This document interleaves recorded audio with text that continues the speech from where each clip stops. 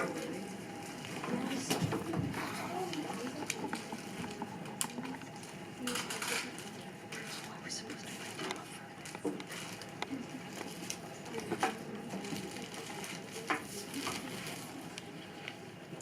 is this candy going around the room? Thank you so much for coming out.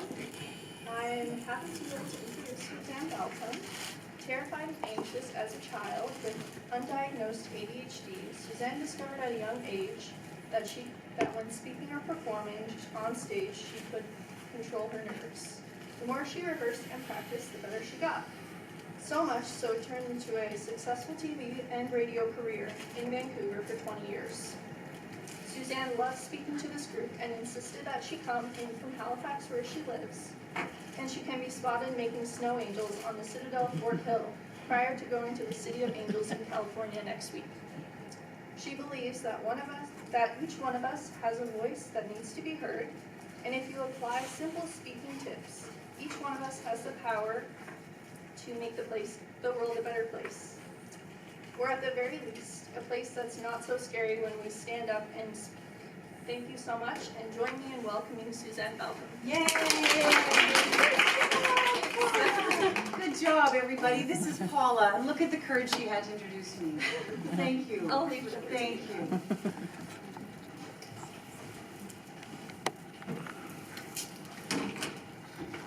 Public speaking is nothing more than a private conversation with one person, amplified so that everyone else can hear it. Public speaking is nothing more than a conversation between you and I, amplified so that other people can hear it. Public speaking is nothing more than a conversation between you and I, amplified so that other people can hear it. Thank you very much. Thank you. The funny thing is, it's that simple. And that's one of the greatest secrets of public speaking. That's one of the easiest ways for people to calm their nerves. Because if Paula, come here, Paula. She doesn't know, we didn't rehearse it. But if Paula was just talking to me, how are you? I'm good. How are you? Really? Are you nervous just talking to me like this? A little, because I know all these people are watching. But I definitely feel more comfortable facing you. So if you looked at me, are you nervous now? No. Right. Now turn around one more time. And now if Paula, just do this on your neck right now. Does anybody want to guess how much her heart rate just popped up because she looked at all of you? Did it go up? Okay, turn around, talk to me. A nice breath in through your nose. Thank you for emailing me and making all these arrangements for me. Thank you so much for coming to speak to us How- and sharing your wisdom with us. How is your pulse right now? It's good. Turn around. How about tell all these people? Thank you guys for coming out to see this event. It's Right. pretty high. Thank you. I'm going to thank you. I didn't even tell her, but I'm using Paula to demonstrate to you the difference between how calm we feel if we just think we're talking to someone versus when we face a crowd. I've asked my good friend Holly Carr, some of you have heard me introduce her already. Holly is a world-class artist living here in Canning, Nova Scotia. She travels all over the world doing live paint silks, just like this. So she hand-painted all of these, and hand-paints giant installations, 16 feet wide, 8 feet wide, it doesn't matter. As big as fabric can get, Holly will paint. And I asked if this could be behind me because it reminds me so much of just the fact that we're always going to be nervous when it comes to public speaking. Because just like animals, we're wired for fear. There's nothing normal about me standing in front of all of you. I don't enjoy it any more than Paula might have enjoyed it. Barb Anderson is here. She's a seasoned pro. This doesn't make Barb anxious, but now I'm going to ask her something. How many people, Barb, have to be in an audience for you that gets your heart rate up? Probably 200. She needs. That's not the way it always was. Is it? Are you more nervous now, or used to be? No, less nervous now. Less I used nervous to be now. nervous in front of Yeah. So because she has time on planet, because she's done it over and over again, she's desensitized herself to all of this. But even still, 250 people will get her heart rate up, which means that's the anxiety level of, oh my gosh, how many people are watching. But if we remember that public speaking is nothing more than a private conversation between you and I, amplified loud enough either through a PA system or for me raising my voice so that everyone in the back of the room can hear me, that's all it is. Well, that's easy to say, a little bit harder to do. I am here tonight because I believe in my heart of hearts, each one of you has a better chance of a good life, the life that you want to live, the job that you want to land, the town that you want to live in, the city that you want to travel in, the information, wait, I'll do it again, the information, okay, clearly, so you know what that is in speaking? That's a speaker's hazard, right? So if I was like gonna do my TED Talk, the first thing I probably would have noticed is that if I walked that way, could you imagine if your high heel got, did props get stuck on this? Okay, that happens, right? It's gonna happen, but don't wear high heels, that's my takeaway. You're gonna know information in this course of study that you have that needs to be clearly communicated to as many people as possible. And you don't wanna let your fear and apprehension of speaking hold you back. I have one goal with each one of you. I want you to increase your level of confidence in public speaking by this much. This much. One. Anybody know who Buckminster Fuller is? Have you ever heard of Buckminster Fuller? The futurist? The guy who invented the geodesic dome? Google Buckminster Fuller. You should all know who he is because he had a saying that said, if you just trim the tab, you're sailing a boat and you trim the tab that much, if you were sailing this way and you trim the tab, you'll go this way. So if you had it going this way, you go this way, but if you trim the tab, if you just make a teeny little slight change or improvement in your communication skills, you'll go from going this way, which might be not landing the job, to this way, which might mean acing the job, acing the interview, acing the internship. And you know what? I'm not making any of this up because 5 years ago, I still get emails from the CFAP attendees. I just got into the master's program. I beat everybody out. I just did my first presentation. They asked me to speak. They want me to lead on the committee. I got the job at the over and over and over again. I will say though, it often comes from the person who asked me to speak. Sorry. That's because you already stepped up and reached out to me, and in doing so, you've actually sort of increased a bit of the bounty that comes from really sucking this information in. But why don't you all suck it in? Why don't you all have what we're going to do together today? But only you will know how much you've trimmed the tab, and this is on you. So here's what you're going to do. Take the little piece of paper, see the little sticky note? Take your pen, lift it up, write the letter C. You're going to do 3 letters, C, T, and M, just like this. Sticky note is here. You're going to write the letter C, T, and M. C, T, and M. Besides C, which stands for calm nerves when you're speaking, I want you to rate yourself right now on a scale of 0 to 10. How do you rate yourself on your ability to calm your nerves when you present or talk or interview? 0. No one's looking at this. It's private, so be brutally honest with yourself. Nobody's going to see this number. Between 0 and 10, how do you rate yourself on a scale of 1 to 10? Give yourself a number. T is for toes, talking on your toes. On a scale of 0 to 10, how confident are you? If I asked you right now to stand up and I asked you a question, could you talk on your toes? 0 to 10, what's your number? Are you a 1, 2, 3, 4? And any 10s, come talk to me after. I will book your TED Talk. I'm pointing at 2 people who can do TED Talks. I'm not pointing at Alan, because even though Alan is a great Canadian artist, whose father, Robert Bateman, by the way, is a world-renowned artist of beautiful little wild animals like this, Alan is shy. So no TED Talks for Alan. But Barb could do one, and Holly could do one. I hate when you do that. I hate when he does that. Scale of 0 to 10 on your toes, and M stands for movement. How comfortable are you in your body to use body language to communicate your message? On a scale of 0 to 10, rate yourself. This is your number. No one's going to see it. Okay, so you have your numbers here. This is easy. Just go +1 equals new number. Got it? +1 equals new number. Everybody's going to have a new number, whatever that new number is. Close the top piece of paper. Remember, this is your own commitment to this moment of where you are today, and we're going to add 1 to it.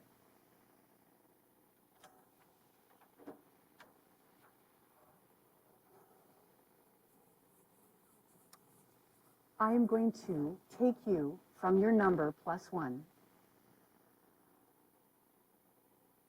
but I need you to be really, really receptive. And so I need you to uncross your legs. I need you to uncross your arms, because when we cross our legs and our arms, we're like a battery that shorts. And when you're going to speak and do an interview, and if you're going to do a great blog or you're going to do a great podcast, do not do it like this. If you're talking to people, communicating a message, uncross your body. Now, you're going to scoot your derriere all the way to the back of your chair, and now you're going to push your shoulders back. You're going to scoot to the back. You're going to feel the back of your chair. Legs are uncrossed. Ah, thank you. Look at her friend. Okay, here's what you do. Kick the person beside you whose legs are crossed. That was so cute. Thank you. So look at her covering for you. I want you now to put your feet, and I want you to imagine that your feet are anchored into a beautiful cord that's going to go right down to the center of the earth. Those of you who've done yoga, basically we're going to ground. Put a cord attached to your feet down to the center of the earth. I never speak without wearing boots or shoes that I can do this, and plant both feet on the ground. Right now, center of the earth. Imagine the center of the earth coming back into your feet, coming into your torso, and with your hands, just lay them lightly on your lap. And now I need you to breathe in through your nose, hold it, and breathe out through your nose, following me like this. Breathe in. Hold for 4, 2, 3, 4, 1, let out. Breathe in for 4. Hold it, 2, 3, 4, release it. 1 more. Hold it, and release it slowly. Now I'm going to tell you a story, because one of the greatest public speaking tools you'll ever use is to tell people a story. And this is the story of me 5 years ago in a little club across the way called Wolfville Toastmasters. I have, well, you could all be my children. I have a son your age. I have a daughter in whoever here is 21. 2 children, busy husband, managing a big professional practice, working flat out, and I'm doing nothing for me. So I joined this little club because when I was a little girl, my mom was a toast mistress. So I knew that if I needed to grow, and I felt like really not like I was growing, that Toastmasters was a great place to grow my communication skills and my leadership skills. Once a week, the price of a latte, I could go and come home and my kids wouldn't miss me. And they have competitions in Toastmasters. Toastmasters is an international organization, 16,000 clubs around the world, and most of the new clubs in developing nations, China, India. And that's because all of those countries know the value in communication and leadership skills. I join the little club, I go to the meetings, I get on the board, because that's always what happens to me. As soon as I join something, next thing you know, I'm president. I don't know how that happens. It's because I just go, okay, I'll do that. And then they announce a competition. And my heart starts to race. I don't mind talking, but I do not want to compete with speaking. Because I'm in a position of leadership, if I don't do it, how can I tell you to do it? So I'm like, okay, I'll just do it so that I understand, and then I can tell other people to do it, but it sure isn't for me. Well, competition in Toastmasters is highly structured. You have to speak from 5 to 7 minutes. You can't go over time, and you have to have speech formula. And if you don't tick off all the boxes, you don't win. I do a little competition in my little club, and I go to the next level. I go to the next competition in Halifax, and I win that. I'm like, well, that was weird. just like a funny little story about how you should never look a wild animal in the eye. And although you don't have an elk, that was what my speech was about. How my husband looked an animal in the eye in Banff, Alberta, and how it charged him. That was my speech. It was 7 minutes. It was kind of funny. I won the next competition, and the next, and the next, and the next. And all of a sudden, I found myself in Charlottetown, PEI, at the international competition for all of Atlantic Canada and for the 3 Eastern Seaboard states. I did what happened to Barb. There were more than 250 people in the room, and I'm like, what have I done? I'm terrified. I can't calm my nerves. And now I'm competing with 6 other people that had been competing for years, winning the title back and forth, and I'm the new kid on the block. But I had some superpowers that I am going to give you tonight. And those superpowers made all the difference in the world. And here's the first one. Sitting at the table with all the food and people eating and all the noise, I had to wait. I was the 7th speaker. I had to wait for all these people in front of me. I knew who my competition was. They all went ahead of me. Do you think I could eat my salad and the steak and baked potato? I wanted to vomit. I wanted to die. And I wasn't sure I would get out of the bathroom in time to speak. Because that's what happens to me when I'm scared. But I used the trick. Oh my gosh, how did my light in the forest little scarf fall down? Oh, little animals. But I used a trick, and I think it's really good when you're a speaker because stuff happens, so just work with it. I'm going to take that back up.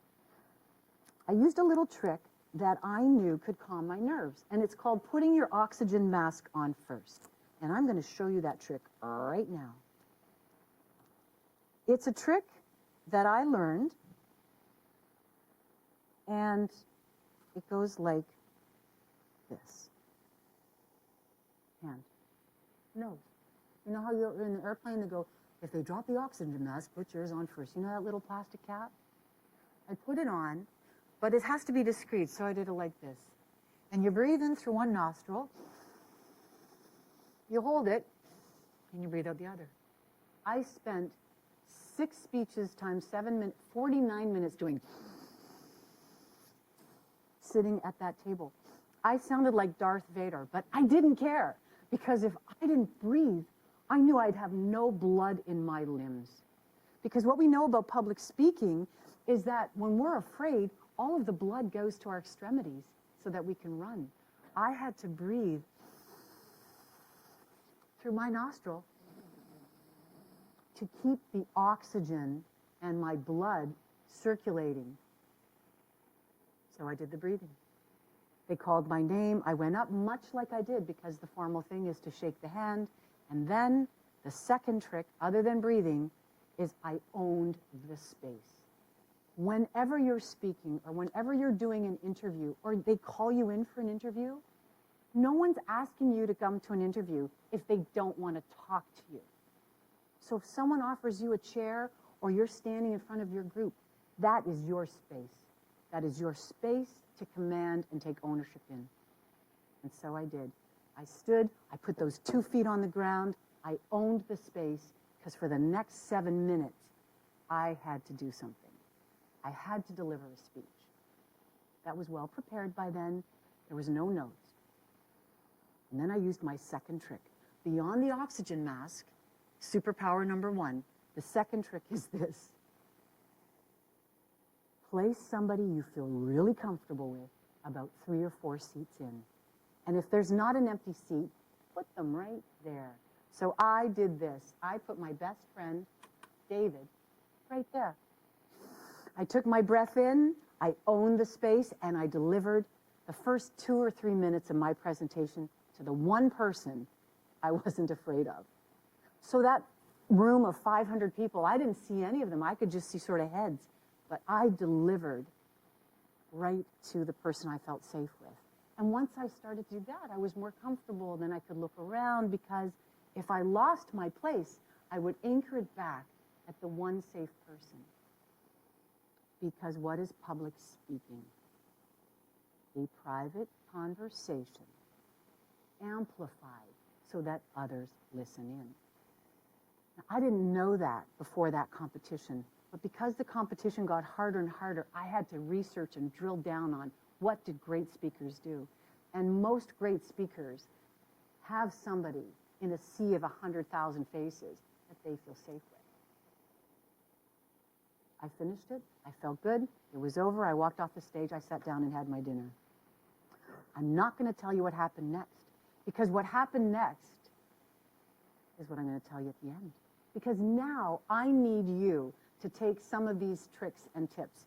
And the only way I know what you know and don't know is I need you with that white piece of paper to split off into groups of 3, 3, 2, 3s, whatever's a 3, 3 or 4. Whoever's around you, on either side of you, you're going to take that piece of paper and you're going to answer this one question. So inside your group, hustle over to each other.